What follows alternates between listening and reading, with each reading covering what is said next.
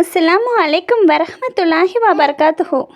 Friends, சூரத்துல் அஸ்ருடைய தஃப்சீர் பார்க்கலாம். அதுக்கு முன்னாடி என் சேனலை சப்ஸ்கிரைப் பண்ணாதவங்க சப்ஸ்கிரைப் பண்ணுங்கள். அதே மாதிரி என் வீடியோவுக்கு லைக் போடுங்க.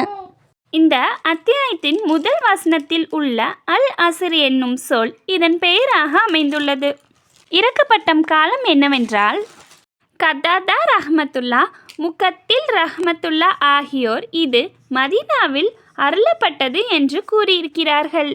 ஆயினும் விரிவுரைகளில் மிக பெரும்பாலானோர் இது மக்காவில் அருளப்பட்டது என்று கருதுகிறார்கள். இந்த அத்தியாயத்தின் கருத்து சான்று அளிக்கிறது. அதாவது, இது மக்கா வாழ்க்கையில் ஆரம்ப கட்டத்தில் இறங்கியிருக்கலாம்.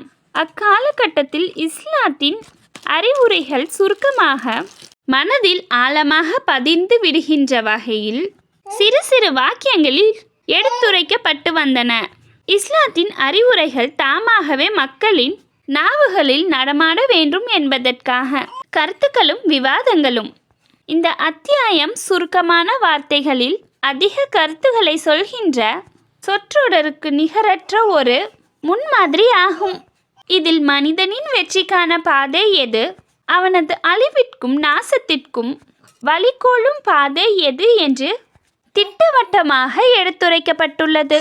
இதனால்தான் மக்கள் இந்த அத்தியாயத்தை சிந்தித்து பார்த்தால் அதுவே அவர்களுக்கு நேர் வழிகாட்ட போதுமானதாகும் என்று இமாம் ஷாஹிபி ரஹ்மத்துல்லா அவர்கள் மிகவும் அழுத்தமாக கூறியிருக்கிறார்கள்.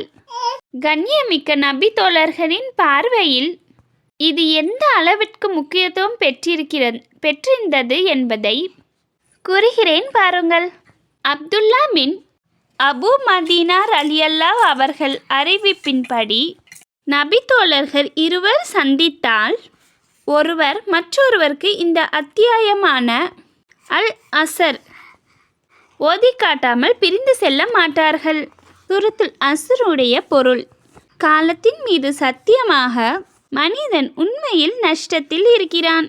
ஆனால் எவர்கள் நம்பிக்கை கொண்டு நற்செயல்கள் புரிந்து கொண்டும் மேலும் ஒருவருக்கொருவர் சத்தியத்தை எடுத்துரைத்தும் பொறுமையை கடைபிடிக்குமாறு அறிவுரை கூறிக்கொண்டு இருந்தார்களோ அவர்களை தவிர.